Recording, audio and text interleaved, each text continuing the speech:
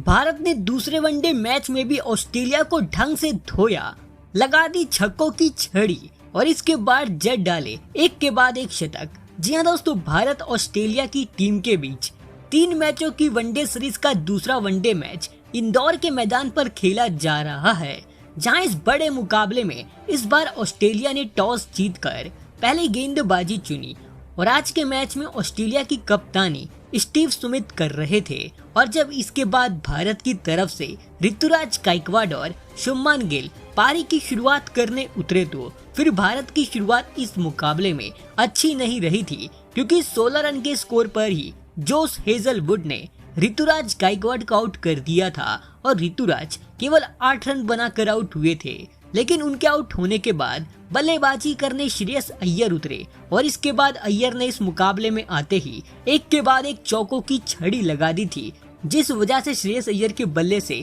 इस मैच में काफी तेजी से रन बन रहे थे और भारत का स्कोर भी काफी तेजी से आगे भागता जा रहा था। और देखते ही देखते शुभमान गिल और श्रेयस अय्यर के बीच शतकीय पार्टनरशिप हो बैठी और इसी बीच शुभमान गिल ने ताबड़तोड़ बैटिंग करते हुए केवल 37 गेंदों में अपने 50 रन पूरे कर डाले थे, तो दूसरी तरफ खड़े श्रेयस अय्यर ने भी कमाल का प्रदर्शन करते हुए 41 गेंदों में अपने 50 रन पूरे कर लिए थे। और दोस्तों, ये दोनों ही बल्लेबाज कमाल की लय में बल्लेबाजी कर रहे थे, जिससे ऑस्ट्रेलिया की टीम पूरी तरह परेशान हो गई थी,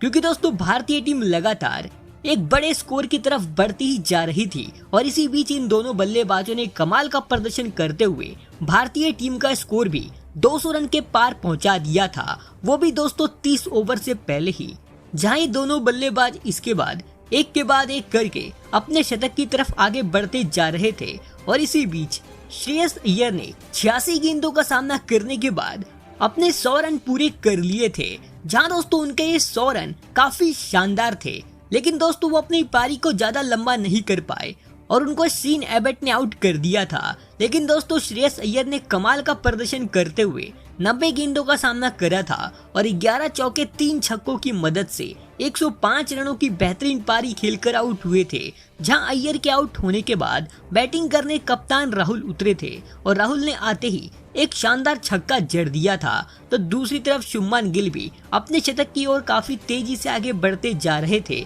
और इसके बाद उन्होंने कमाल का प्रदर्शन करते हुए अपने 100 रन भी पूरे कर डाले थे। जहां दोस्तों शुभमान गिल लगातार बेहतर प्रदर्शन करते जा रहे हैं और उनके शतक के बाद ऑस्ट्रेलिया के गेंदबाजों का पूरी तरह बुरा हाल हो गया था। हालांकि इसके बाद 243 रन के स्कोर पर शुभमान गिल कैमरॉन ग्रीन की गेंद पर आउट हो बैठे थे, लेकिन उन्होंने शानदार बल्लेबाजी करते हुए 104 रनों की बेहतरीन पारी खेली थी। तो दोस्तों इसके बाद बैटिंग करने ईशान किशन उतरे और दोस्तों उन्होंने आते ही पहली गेंद पर एक बेहतरीन छक्का जड़ दिया था और इसके बाद कप्तान राहुल और ईशान किशन ने ताबड़तोड़ बैटिंग करते हुए भारत का स्कोर 41वें ओवर में ही 300 रन के पार पहुंचा दिया था। लेकिन इसी बीच एडम जैम्पा ने ईशान किशन को आउट कर दिया। लेकिन दोस्तों ईशान किशन केवल 18 गेंदों में 31 रनों की तूफानी पारी खेलकर आउट हुए थे। तो इसके बाद बैटिंग करने सूर्य कुमार यादव उतरे, जहां सूर्य कुमार तो शुरुआत में काफी धीमी बल्लेबाजी कर रहे थे,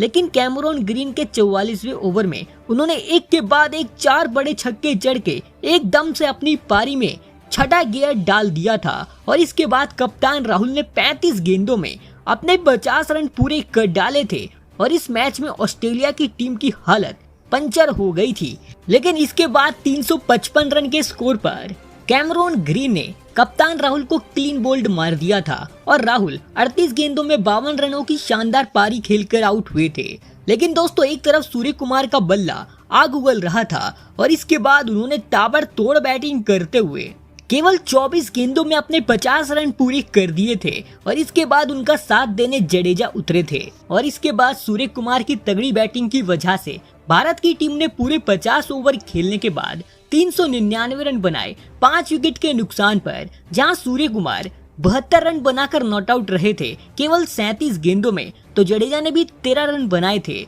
जहां इस मैच में ऑस्ट्रेलिया के लगभग सभी गेंदबाजों की बराबर पिटाई की गई थी। खास करके कैमरॉन ग्रीन के 10 ओवर में 103 रन गए थे। तो दोस्तों अब ऑस्ट्रेलिया को ये मुकाबला जीतने के लिए पूरे 400 रन बनाने हैं।